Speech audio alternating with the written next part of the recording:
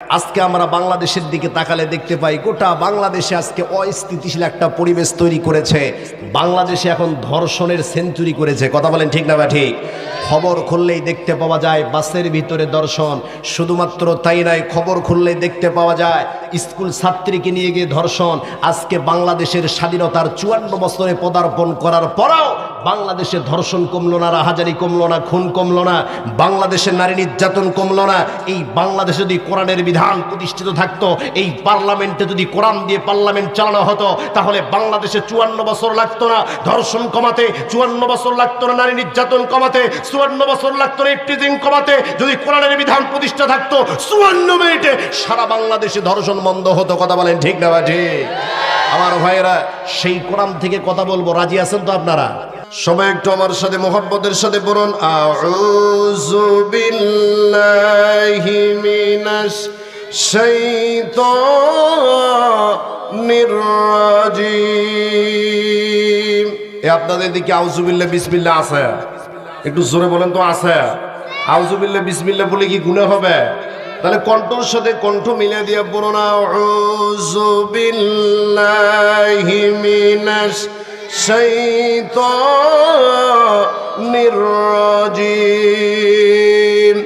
বিসমিল্লাহির রহমানির রহিম। ওয়াকাদা রাব্বুকা আল্লা তা'বুদু ইল্লা ইয়্যাহু ওয়া বিল ওয়ালিদাইনি ইহসানা।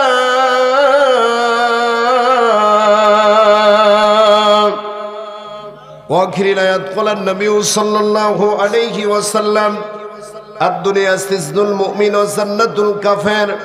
وقال عليه الصلاة والسلام قال الله تعالى في شأن حبيبي محمد صلى الله عليه وسلم إن الله وملائكته يصلون على النبي يا أيها الذين آمنوا صلوا عليه وسلموا تسليما. درود اللهم صل على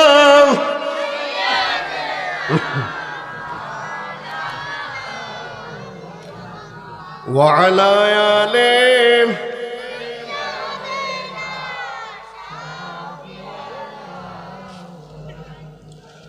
দাও খোদা দাও আমায় আবার ওমর দারাজ দিল। দাও খোদা দাও আমায় আবার ওমর দারাজ দিল। দাও আলীর মতো বীর সেনানী, আলীর মতো বীর সেনানী জাগাতে নিখিল। দাও খোদা দাও আমায় আবার ওমর দারাজ দিল। দাও খোদা দাও আমায় আবার ওমর দারাজ দিল। হামদাকে দাও ঘরে ঘরে জীবন দিতে অকাতরে। আমার কাবা ভাঙতে এলে, আমার কাবা ভাঙতে এলে পাঠাও আবাবিল। দাও খোদা দাও আমায় আবার ওমর দারাজ দিল। দাও খোদা দাও আমায় আবার ওমর দারাজ দিল। সূরা বলুন মারহাবা।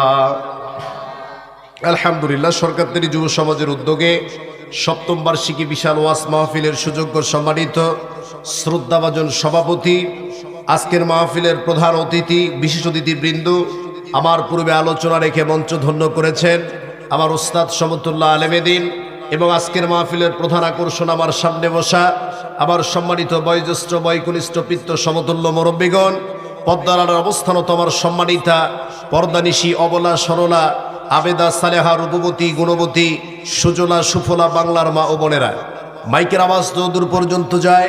শ্রমরতার মুসলমান ভাইয়েরা, বিভিন্ন রাজনৈতিক দলের সম্মানিত নেতাকর্মী ভাইয়েরা, সকলকে লক্ষ্য করে আনুষ্ঠানিকতার মধ্য দিয়ে আমি আপনাদের সঙ্গে সালাম বিনিময় করতেছি।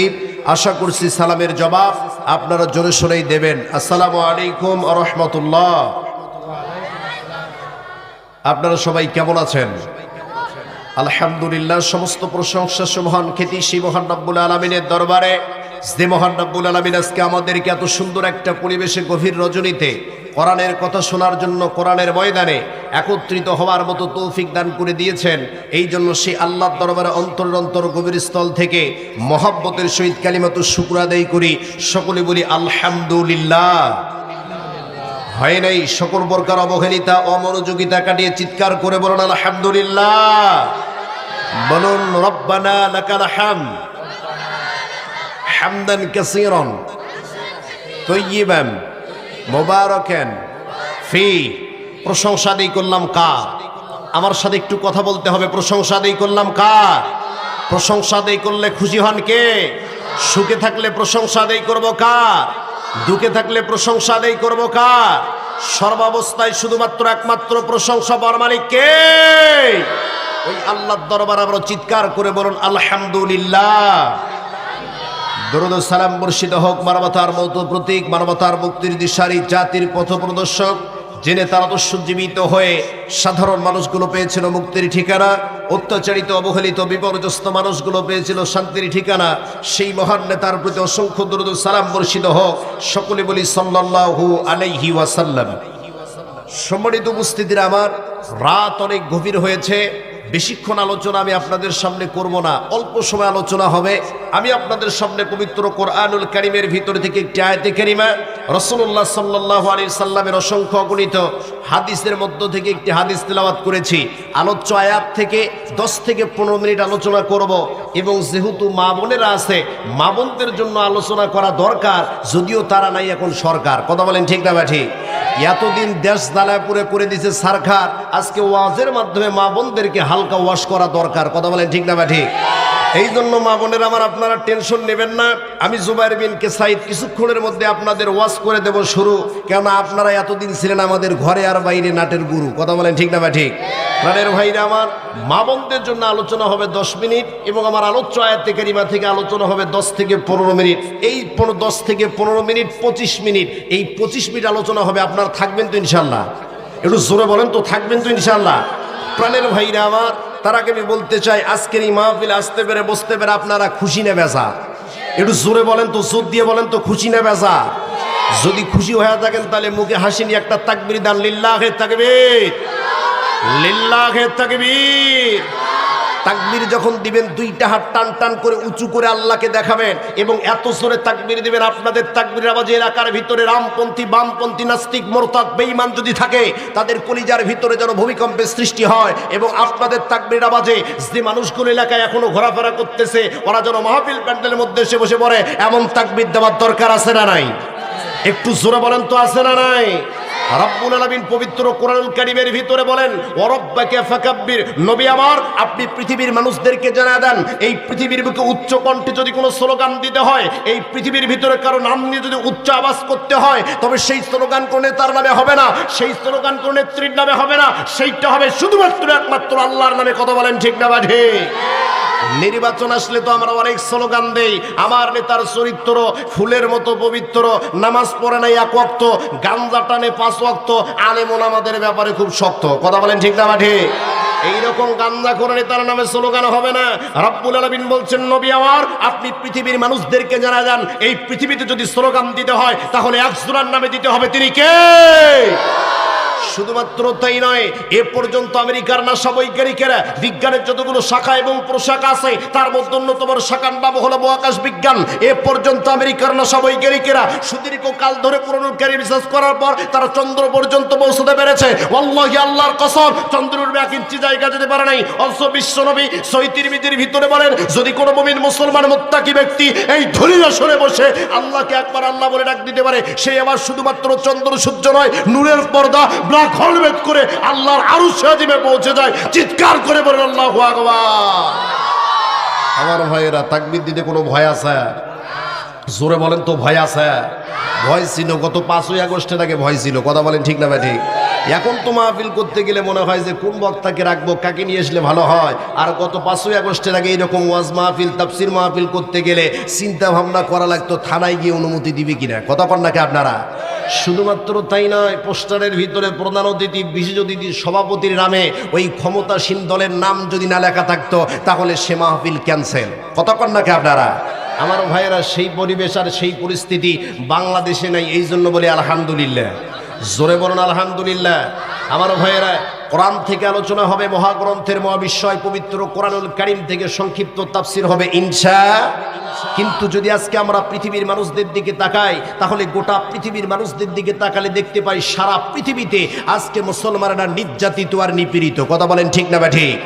আমি একটা গবেষণা করে দেখলাম, গোটা পৃথিবীর মুসলমানদের এই দুর্দিন আর দুর্দশার পিছনে সবচাইতে বড় কারণ হচ্ছে আমরা মুসলমান আজকে আল্লাহর কোরআন থেকে দূরে সরে গেছি। কথা বলেন ঠিক না ঠিক? এই কোরআন থেকে দূরে সরে যাবার কারণে সারা পৃথিবীতে আজকে মুসলমানরা নির্যাতিত, নিপীড়িত, নিগৃহীত, লাঞ্ছিত, পদদলিত, অপমানিত। কথা বলেন ঠিক না ঠিক? এই কোরআন থেকে দূরে সরে যাবার কারণে পৃথিবীর মুসলিম অধ্যুষিত জনপদ ইরাক, ইরান, প্যালেস্টাইন, ফিলিস্তিন, Tajikistan, Kazakhstan, Syria, Libya, Algeria, Bulgaria, Nigeria সহ পৃথিবীর মুসলিম অধ্যুষিত জনপদগুলোকে বেছে বেছে টার্গেট করে করে ইহুদিবাদ ইসরায়েলের প্রত্যক্ষ মদতে, সন্ত্রাসবাদী আমেরিকার আঙ্গুলের ইশারায় আর সাম্রাজ্যবাদী ভারতের নগ্ন হস্তক্ষেপে সারা দুনিয়াতে মুসলমানদের রক্ত নিয়ে হোলি খেলা হচ্ছে। কথা বলেন ঠিক না ঠিক? সেই ষড়যন্ত্রের ধারাবাহিকতার অংশ হিসাবে 56,000 বর্গ মাইলের আমার প্রাণপ্রিয় মাতৃভূমি বাংলাদেশ, 30 লক্ষ শহীদের রক্তের বিনিময়ে অর্জিত লাল সবুজের এই বাংলাদেশ, 90% মুসলিম অধ্যুষিত জনপদ বাংলাদেশেও একটা মহল সুপরিকল্পিতভাবে ইসলাম, মুসলমান, ইসলামী আন্দোলন, ইসলামী নেতৃত্ব, আলেম এবং উলামার বিরুদ্ধে এক সুগভীর ষড়যন্ত্রের মধ্যে রয়েছে। মুসলমান আওয়াজ দিয়ে কথা বলেন ঠিক না ঠিক? এই জন্য আমাদেরকে ফিরে আসতে হবে কোরআনের কাছে, হৃদয়ে ধারণ করতে হবে শুধুই কোরআন। এই কোরআন শুধুমাত্র সুবু খাইলে দায়িত্ব শেষ হয়ে যায় না। এই কোরআন দিয়ে শুধুমাত্র মিলাদ মাহফিল করলেই কোরআন হক আদায় হয় না। এই কোরআন দিয়ে শুধুমাত্র আপনার মাতার মৃত্যুর পরে, আপনার পিতার মৃত্যুর পরে 3 দিন, 7 দিন, 40 দিন পরে মাদ্রাসার ছাত্রদেরকে ডেকে এনে কোরআন খতম করলেই কোরআন হক আদায় হয় না। এই কোরআন দিয়ে শুধুমাত্র রমাদান কারিমে 30 পারা কোরআন খতম করলেই কোরআন হক আদায় হয় না। কারণ এই কোরআনের বিধান প্রতিষ্ঠা করার জন্য সাহাবায়ে কেরাম জীবন দিয়েছেন। কথা বলেন ঠিক না ঠিক? এই কোরআনের বিধান প্রতিষ্ঠা করার জন্যই আমাদের নবী বিশ্বনেতা জনাবে মুহাম্মদ রাসূলুল্লাহ সাল্লাল্লাহু আলাইহি ওয়াসাল্লাম শিয়াবে আবি তালিবে 3 বছর কারারুদ্ধ ছিলেন। এই কোরআনের বিধান প্রতিষ্ঠা করার জন্য আল্লাহর নবী তায়েফে রক্ত ঝরিয়েছেন। এই কোরআনের বিধান প্রতিষ্ঠা করার জন্যই সাইয়্যিদ কুতুব শহীদ হয়েছেন। এই কোরআনের বিধান প্রতিষ্ঠা করার জন্য শহীদ হাসানুল বান্না নিজের জীবনকে উৎসর্গ করেছেন। এই কোরআনের বিধান প্রতিষ্ঠা করার জন্যই আমাদের ইমামে আজম আবু হানিফা জেলখানার ভিতরে ধুকে ধুকে নিজের জীবনকে উৎসর্গ করেছেন। কথা বলেন ঠিক না ঠিক? এই কোরআনের বিধান প্রতিষ্ঠা করার জন্যই কোরআনের পাখি যিনি 50টি বছর সারা বাংলাদেশ সহ গোটা দুনিয়াতে কোরআনের দাওয়াত দিয়েছিলেন, সেই কোরআনের পাখি আল্লামা দেলোয়ার হোসেন সাঈদীকে জালেম সরকার শুধুমাত্র ইসলামী আন্দোলনের নেতৃত্ব দেওয়ার এই জালেম সরকার বছরের পর বছর তাকে জেলখানার ভিতরে আটকে রেখে শহীদ করে দিয়েছে। মুসলমান কথা বলতেই হবে, ঠিক না বা ঠিক? আমার ভাইয়েরা, এই জন্য কোরআনের বিধান প্রতিষ্ঠার জন্য, ইসলামের জন্য, আল্লাহর জন্য, আল্লাহর কোরআনের জন্য, আল্লাহর নবীর জন্য যদি আজ আমাদের ময়দানের আকাশে রাজপথে নামতে হয়, নারে তাকবীরের স্লোগানে বাংলার আকাশ বাতাস পুরো কম্পিত করে কারা কারা ময়দানে নামতে রাজি আছেন 2 হাত তুলে আল্লাহকে দেখায়া দেয়। নারে তাকবীর, লিল্লাহি তাকবীর। আল কোরআনের আলো, আল হাদিসের আলো, আলেম ওলামা যেখানে, হে পোলা আছে যেখানে, ঠিকই বলেছেন, পোলা আছে যেখানে আমরাও আছি সেখানে। কথা কর না আপনারা? কথা কিন্তু ঠিক। কারণ গত কয়েকদিন আগে একটা খবরে দেখলাম যে বিয়ে বাড়িতে ঝগড়া লাগছে 2 দলের মাঝে।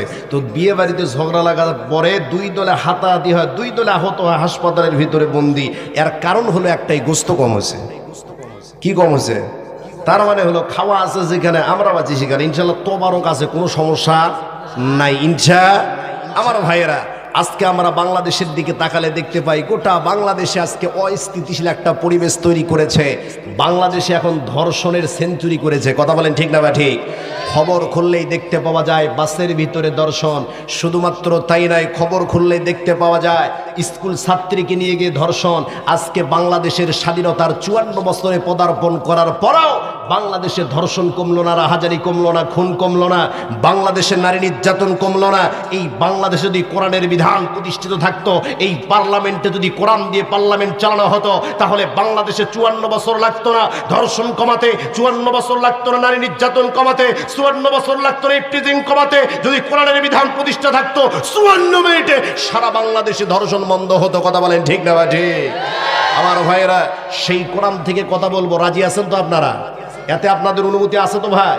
ইনশাআল্লাহ। প্রাণের ভাইরা আমার, আপনারা শিক্ষিত মানুষ, আলোচনা শুরুর পূর্ব মুহূর্ত দিয়া আমি আপনাদেরকে প্রশ্ন করতে চাই, এই যে কোরআনটা আল্লাহ নাজিল করলেন, এই কোরআন কাদের জন্য নাজিল করেছেন? একটু জোরে বলেন তো, কাদের জন্য নাজিল করেছেন? কেউ বলতেছেন মুমিনদের জন্য, কেউ বলতেছেন মুসলমানদের জন্য। দেখেন রব্বুল আলামিন কি বলেন। রব্বুল আলামিন ডাক দিয়া বলেন, হাদা বায়ানুল লিন্নাসি ওয়া হুদাও ওয়া মাউইযাতুল লিল মুত্তাকিন।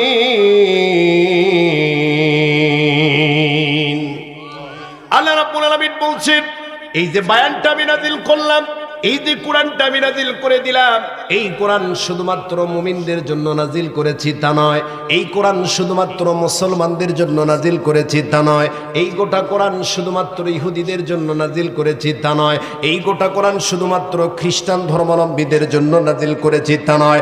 রব্বুল আলামিন ডাক দিয়ে বলেন, হাদা বায়ানুল লিন্নাস, এমন একটা বায়ান নাজিল করলাম, এই পৃথিবীর ভিতরে যতগুলো মানুষ আছে, যতগুলো মানব মণ্ডলী আছে, প্রত্যেকটা মানুষের জন্যই আমি রব্বুল আলামিন এই গোটা কোরআনটা নাজিল করে দিয়েছি। সুবহানাল্লাহ পড়েন। এরপরে রব্বুল আলামিন বলছেন, ওয়া হুদাও ওয়া মাউইযাতুল লিল মুত্তাকিন, এই কোরআন হেদায়েত লাভ করবে যারা মুত্তাকি হবে, যারা আল্লাহ ভীরু হবে, এই কোরআন থেকে উপদেশ গ্রহণ করবে আর তারা হেদায়েত লাভ করবে। প্রাণের ভাইরা আমার, এই কোরআন মানবে যারা হেদায়েত পাবে তারা। একটু খেয়াল করেন, আলোচনায় যাচ্ছে আমার ভাইয়েরা। এই কোরআনের একটা আয়াত আরেকটা আয়াতের তাফসীর করে, কোরআনের একটা আরেকটা আয়াতের ব্যাখ্যা করে। আল্লাহ রাব্বুল আলামিন এই হেদায়েতের ব্যাখ্যা সম্পর্কে অন্য আয়াতে কারিমার ভিতরে বলেন, আল্লাযীনা ইয়াসতামিউনাল কওলা ফায়াত্তাবিউনা আহসানাহু উলাইকাল্লাযীনা হাদাহুমুল্লাহ।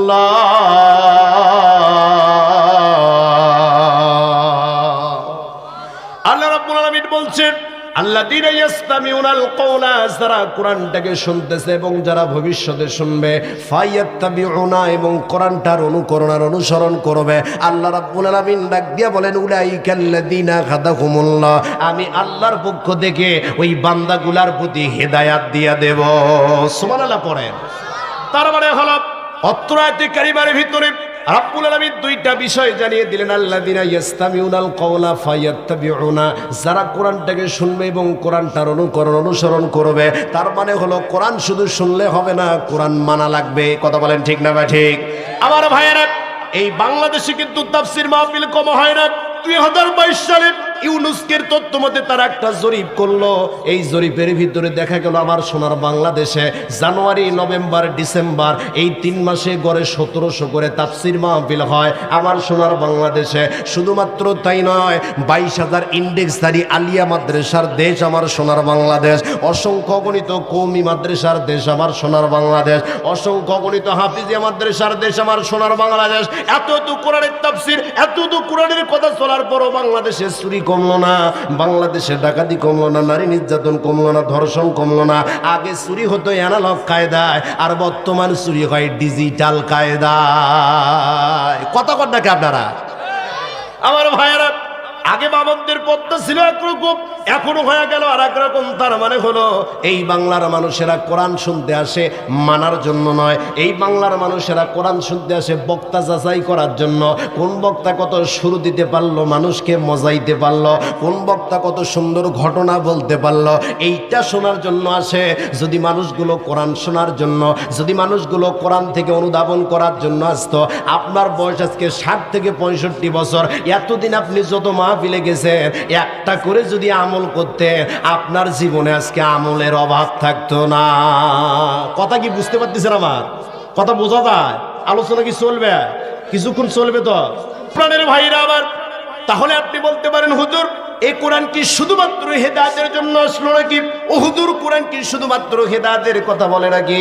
আমি তো সামাজিক মানুষ, এই সমাজে চলাফেরা করতে গেলে আমাকে রাজনীতি করতে হয়, পৌরনীতি মানতে হয়, সমাজনীতি মানতে হয়, রাষ্ট্রবিজ্ঞান মানতে হয়। ও হুজুর এই কোরআন কি শুধুমাত্র হেদায়েতের কথা বলে নাকি? এগুলা কি কোরআনের ভিতরে আলোচনা আছে নাকি? আপনি যদি কোরআনের কাছে জানতে চান কোরআন শুধুমাত্র তোমার সময় ধরে কি হেদায়েতের কথা, এইগুলো বিষয় আছে নাকি? আল্লাহর কোরআন জানা দিচ্ছে وَنَزَّلْنَا عَلَيْكَ الْكِتَابَ تِبْيَانًا لِكُلِّ شَيْءٍ وَهُدًى وَرَحْمَةً وَبُشْرَى لِلْمُسْلِمِينَ আল্লাহু আকবার বলে। আমার ভাইয়েরা, আপনি যদি কোরআনের কাছে জানতে চান কোরআন এই বিষয়গুলো তোমার কাছে আছে নাকি? আল্লাহর কোরআন জানা দিচ্ছে ওয়ানাজ্জালনা আলাইকাল কিতাবা তিবয়ানাল লিকুল্লি শাই, এমন একখানা কিতাব আপনার প্রতি নাজিল করেছি যেই কিতাবের ভিতরে এমন কোন বিষয় বাদ রাখি নাই, কোরআনের ভিতরে আলোচনা করি নাই। এই কোরআনের ভিতরে আমি আল্লাহ সায়েন্স সম্পর্কে কথা বলেছি, এই কোরআনের ভিতরে আর্টস সম্পর্কে আলোচনা করেছি, এই কোরআনের ভিতরে কমার্স সম্পর্কে আলোচনা করেছি। রব্বুল আলামিন ডাক দিয়ে বলতেছেন তিবয়ানাল লিকুল্লি শাই, প্রত্যেকটা বিষয়ের সুস্পষ্ট বর্ণনা আমি রব্বুল আলামিন কোরআনুল কারীমের ভিতরে সন্নিবেশিত করে দিয়েছি। সুবহানাল্লাহ। আমার ভাইয়েরা, আপনারা বলতে পারেন হুজুর তাহলে আমি কোরআনকে প্রশ্ন করতে চাই, কোরআন তোমার ভিতরে যেহেতু সব প্রশ্ন উত্তর দিয়ে দাও, ও কোরআন এই পৃথিবীর বুকে তুমি কেন নাজিল হইলা, এই পৃথিবীর বুকে তোমার প্রয়োজনটা কি, ও কোরআন একটু জানায়া দাও তোমার দরকারটি এই পৃথিবীতে। আপনি যদি আল্লাহর কোরআনের কাছে এই প্রশ্ন করেন, আল্লাহর কোরআন জানা দিচ্ছে কিতাবুন আনসালনাহু ইলাইকা লিতুখরিজান নাসা মিনাজ যুলুমাতি ইলান নূর। আল্লাহর কোরআনের কাছে জানতে চান কোরআন এই পৃথিবীর বুকে তুমি কেন নাজিল হইলা, এই পৃথিবীর বুকে তোমার প্রয়োজনটা কি? আল্লাহর কোরআন জানা দিচ্ছে কিতাবুন আনসালনাহু ইলাইকা লিতুখরিজান নাস, এই কিতাব আপনার প্রতি এই জন্য নাজিল করেছি যাতে আপনি আপনার প্রতিপালকের নির্দেশ কর্মে যে মানুষগুলো অন্ধকারের দিকে চলে গেছে, যে মানুষগুলো পথভ্রষ্টতার দিকে চলে গেছে, যে মানুষগুলো সত্য ছেড়ে মিথ্যাকে গ্রহণ করেছে, যে যুবকগুলো ইসলামের পথ ছেড়ে বাতিলের পথে চলে গেছে, ওই অন্ধকারের মানুষগুলো যাতে আলোর দিকে আসতে পারে, ওই অন্ধকারের মানুষগুলোকে আলোর দিকে নিয়ে আসার জন্যই আমি রব্বুল আলামিন এই গোটা কোরআনটা নাজিল করে দিয়েছি।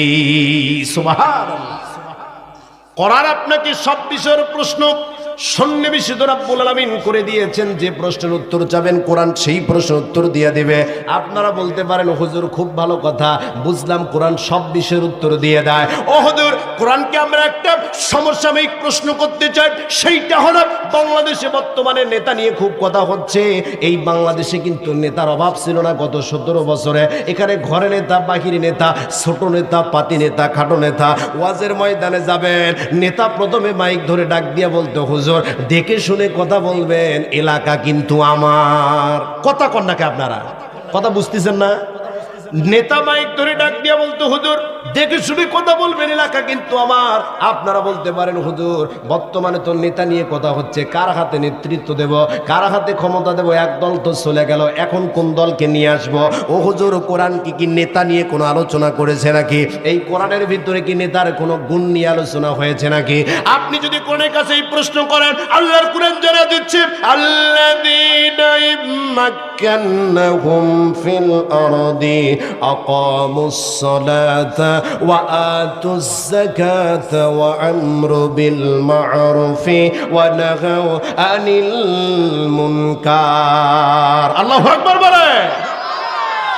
আপনি যদি কোরআনের কাছে জানতে চান কোরআন ও কোরআন তোমার ভিতরে কি নেতা নিয়ে কোন আলোচনা আছে নাকি, নেতৃত্ব নিয়ে কোন আলোচনা আছে নাকি? আল্লাহর কোরআন যারা দিচ্ছে আল্লাযীনা ইম্মাক্কানাহুম ফিল আরদি, আমি যদি তাদেরকে পৃথিবীর বুকে প্রতিষ্ঠিত দান করি, তার মানে হলো যারা ইসলামিক নেতা হবে, এই ইসলামিক নেতার বৈশিষ্ট্য হবে 4টা। কয়টা?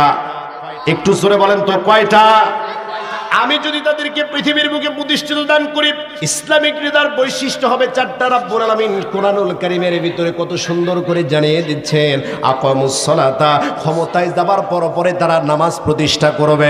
2 নাম্বার বৈশিষ্ট্য হলো ওয়া আতুজ যাকাতা, এবং 2 নম্বরে তারা যাকাত প্রদান করবে। প্রাণের ভাইরা আমার, কিন্তু গত 17 বছরে আমরা এমন নেতৃত্ব দেখেছি, যাকাত দেওয়া তো দূরের কথা, উল্টারও জনগণের সম্পদ তছরুপ করতে নেতা ব্যস্ত ছিল। কথা বলেন ঠিক না ঠিক?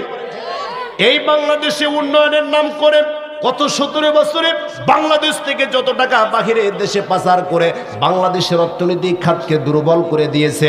একটা পদ্মা সেতুর নাম কইরা বাংলাদেশ থেকে যত টাকা পাচার করেছে, বর্তমান সংবাদ মতে দেখা যায় ওই একটা পদ্মা সেতুর টাকা দিয়া বর্তমান বাংলাদেশে 3টা পদ্মা সেতু হতো। কথা বলেন ঠিক না ঠিক? এইভাবে বাংলাদেশ থেকে টাকাগুলো পাচার করে নিয়ে বাংলাদেশের অর্থনৈতিক খাতকে দুর্বল করে দিয়েছে।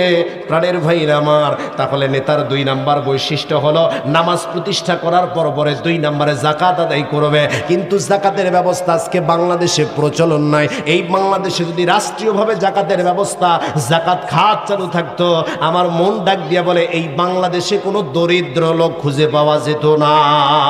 কথা বলেন ঠিক না ঠিক? যদি যাকাত ব্যবস্থা ইসলামিক আইন মতো, ইসলামিক রাষ্ট্র মতো রাষ্ট্রদের চালু থাকতো, এই বাংলাদেশে কোনো দরিদ্র থাকতো না। কিন্তু যাকাত নাই, কোনো ওসরও নাই। আজকের মানুষগুলো আছে, নেতা নেত্রীগুলো আছে, কিভাবে শুধু জনগণের সম্পদগুলো মেরে দেওয়া যায়। কথা বলেন ঠিক না ঠিক? এই নেতাদেরকে যখন 5ই আগস্ট চলে গেল, নেতাদেরকে আর হারিকেন লাগে খুঁজে পাওয়া যায় না। যত নেতা আছে এরা যে কই গেল, বাংলাদেশের মানুষদের ন্যাম্পনাকেও খুঁজে পায় না। কথা বলেন ঠিক না ঠিক? এলাকার এমপি সাহেব পালিয়ে বেড়াস্তু কেন? জেলার এমপি সাহেব পালিয়ে বেড়াস্তু কেন? শুনেছি দুদুকের খাতায় তোমার নাম, হায়রে শুনেছি দুদুকের খাতায় তোমার নাম। আগে কি সুন্দর দিন কাটাইতাম আমরা, আগে কি সুন্দর দিন কাটাইতাম। নেতা বলতেছে, খেয়াল করেন, বর্ষাকাল আইতো কি যে ভালো লাগতো, রিলিফের মাল পাইয়া আনন্দ করতাম। বর্ষাকাল আইতো কি যে ভালো লাগতো, রিলিফের মাল পাইয়া আনন্দ করতাম। কিছু মাল বিলাইয়া ভিডিও করিয়া, কিছু মাল বিলাইয়া ভিডিও করিয়া, বাকি মাল দিয়াই আমার গুদাম ভরাইতাম, হায়রে বাকি মাল দিয়াই আমার পেটটা ভরাইতাম। আগে কি সুন্দর দিন কাটাইতাম আমরা, আগে কি সুন্দর দিন কাটাইতাম। আওয়াজ দিয়ে কথা বলেন ঠিক না বা ঠিক? জোরে বলেন ঠিক না বা ঠিক? ভোট আসে ভোট যায়, বছরটা বদলায়, আমি সরকার ঠিকই থাকি হায়। ভোট আসে ভোট যায়, বছরটা বদলায়, আমি এমপি সাহেব ঠিকই থাকি হায়। ভোটেতে দল বড়, দলেতে পেট বড়, ভোটেতে দল বড়, দলেতে পেট বড়, তাই তো এ দল ডিগবাজি খাইতাম, হায়রে তাই তো এ দল ডিগবাজি খাইতাম। আগে কি সুন্দর দিন কাটাইতাম আমরা, আগে কি সুন্দর দিন কাটাইতাম। মুসলমান আওয়াজ দিয়ে কথা বলেন ঠিক না বা ঠিক?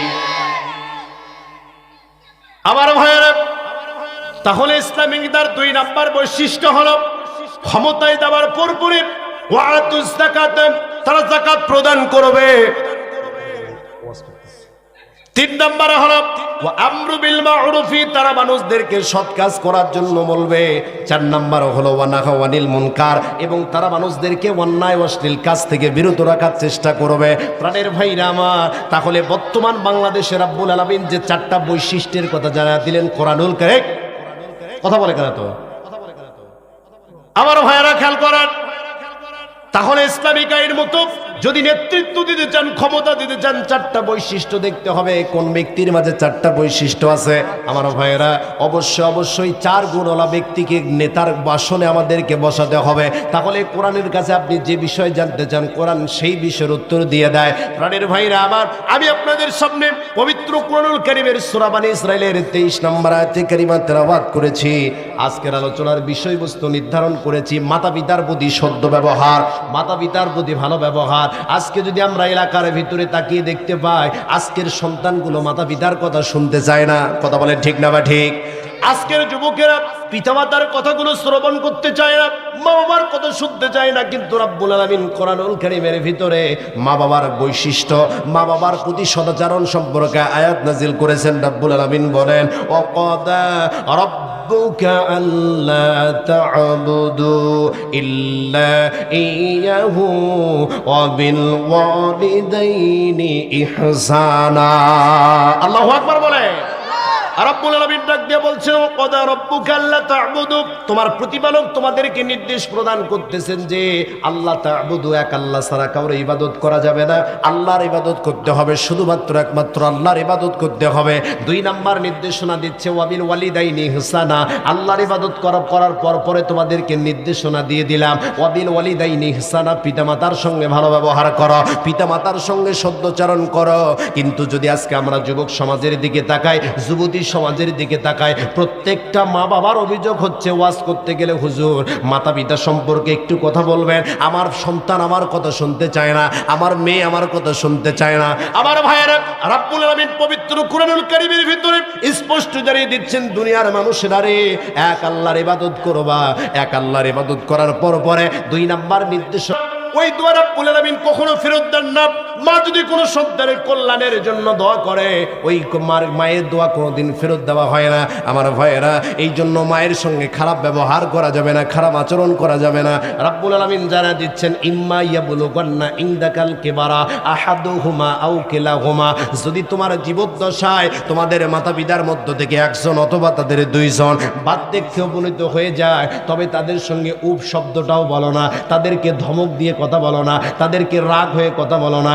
আপনি বলতে পারেন, হুজুর তাহলে কেমনে কথা বলবো? রব্বুল আলামিন আয়াতের শেষ অংশে জানা দিচ্ছেন, ওয়াকুল্লাহুমা কওলান কারীমা, তাদের সঙ্গে সম্মানজনক কথা বলো, নম্রভাবে কথা বলো। এই ঘোষণা রব্বুল আলামিন কোরআনুল কারীমের ভিতরে স্পষ্টভাবে জানিয়ে দিয়েছেন। সুবহানাল্লাহ পড়ে। আমার ভাইয়ারা, মা যদি দোয়া করে সেই দোয়া কবুল হয়ে যায়, আর যদি বা কোনো বদদোয়া করে সেই দোয়া রব্বুল আলামিন সঙ্গে সঙ্গে কবুল করে নেন। বনী ইসরাইলের ভিতরে একজন আবেদ ছিল, নাম হলো জুরাইস। এই জুরাইস নামের আবেদ 1 নয় 2 নয় অনেক দিন ধরে আল্লাহর ইবাদত করে, ধার্মিক একজন মানুষ। এই ব্যক্তিটা একটা নিজস্ব উপাসনালয় তৈরি করেছে, ওই উপাসনার ভিতরে ইবাদত করে, বাহিরের মানুষের সঙ্গে তার কোনো প্রকারের যোগাযোগ নাই। আমার ভাইয়েরা, এই ব্যক্তি একদিন নফল নামাজ আদায় করতেছিল। নফল নামাজ আদায় করার সময় তার মা দরজার কাছে এসে ডাক দিয়ে বলতেছেন, জুরাইস বাবা, আমার একটু শোনো, আমি তোমার সঙ্গে একটু কথা বলতে চাই। এবার জুরাইস ডাক দিয়ে মনে মনে চিন্তা করতেছেন, আখারে নামাজে দাঁড়িয়ে আছে, এইদিকে মাও ডাকতেছে, কোনটাকে করব? নামাজ পড়বো নাকি মায়ের ডাকে সাড়া দেব? নফল নামাজের চাইতে মায়ের ডাকে সাড়া দিতে হবে। জুরাইস মনে মনে চিন্তা করতেছে, আমি নামাজের ভিতরে এত মজা পেয়েছি, মায়ের ডাক আমি আর শুনবো না। প্রথমবার যখন চলে গেল, দ্বিতীয়বার সে মা আবার ডাক দিয়ে বলতেছেন, বাবা জুরাইস, আমি তোমার সঙ্গে একটু কথা বলতে চাই। এবার জুরাইস নামাজের ভিতরে দাঁড়িয়ে আছে, নফল নামাজ, মনে মনে চিন্তা করতেছে, আরে নামাজ পড়বো নাকি মায়ের সঙ্গে কথা বলবো। এই চিন্তা ভাবনা করতে আবার বলতেছেন, ঠিক আছে নামাজ পড়বো, মায়ের সঙ্গে কথা বলবো না। 1 বার 2 বার 3 বার যখন চলে গেল, তার মা বিরক্ত হয়ে গেলেন, ডাক দিয়ে বলতেছেন, জুরাইস রে, আমি তোমাকে আজকে 1টা নয় 2টা নয় 3টা বার তোমার দরজায় এসে নক করলাম, তোমাকে ডাক দিলাম, কিন্তু তুমি আমার কথা শুনলা না। ও জুরাইস রে, আমি দোয়া করতেছি, আমি তোমার জন্য দোয়া করে দিলাম, ব্যভিচারী মহিলার মুখ না দেখা পর্যন্ত তোমার যেন মৃত্যু না হয়। নাউজুবিল্লাহ পড়ে। ব্যভিচারী মহিলা বোঝেন আপনারা? ব্যভিচারী হচ্ছে যে মহিলা জেনা অশ্লীলতার ভিতরে নিমজ্জিত আছে, এই মহিলাকে বলা হয় ব্যভিচারী মহিলা। মা দোয়া করতেছে, ও জুরাইস রে, 3টা বার তোমাকে ডাক দিলাম, তুমি আমার ডাক দিয়ে সাড়া দিলা না, আমি দোয়া করে দিলাম, ব্যভিচারী মহিলার মুখ না দেখা পর্যন্ত যেন তোমার মরণ না। আমার ভাইয়ারা, ওই জামানার ভিতরে, ওই এলাকার ভিতরে এমন একজন মহিলা ছিল, যে মহিলাটা অন্যায়ের ভিতরে নিমজ্জিত ছিল, ব্যভিচারের ভিতরে নিমজ্জিত ছিল। ওই মহিলা একদিন মনে মনে চিন্তা করতেছে, জুরাইদের সঙ্গে অপকর্ম করব, বা তার মানে হলো জেনা করব, জুরাইদের সঙ্গে জেনার ভিতরে লিপ্ত হয়ে যাব। মহিলা মানুষ কিন্তু বড় মারাত্মক জিনিস, মহিলা মানুষ কিন্তু বড় কঠিন জিনিস। আজকের যুব সমাজ মহিলা মানুষকে চিনতে পারে নাই। এই জন্য প্রত্যেকটা যুব সমাজ খেয়াল করে দেখবেন, মেয়ের পিছনে খালি দৌড়ায়। কথা কন নাকি আপনারা? যুব সমাজের চরিত্র এত অধপতন হয়ে গেছে, যুব সমাজ এমন ভাবে মেয়ের পিছনে আকৃষ্ট হয়ে গেছে, অনেক যুবক তো মনে করে এই মেয়েকে যদি না পায় তাহলে আমার পুরো জীবনটাই বৃথা। কথা বলেন ঠিক না বা ঠিক?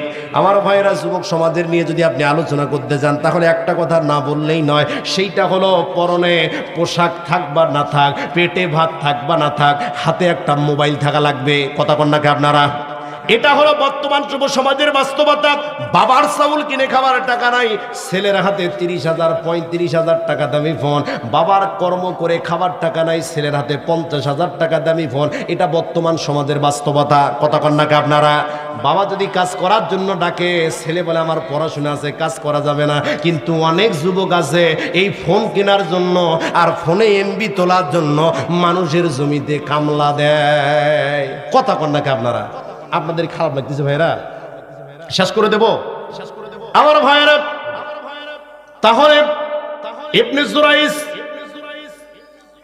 জুরাইস তার মায়ের ডাকে যখন সাড়া দিলেন না, মা বলতেছেন বাবারে, তোমার যেন ব্যভিচারী মহিলার মুখ না দেখা পর্যন্ত তোমার মরণ না হয়।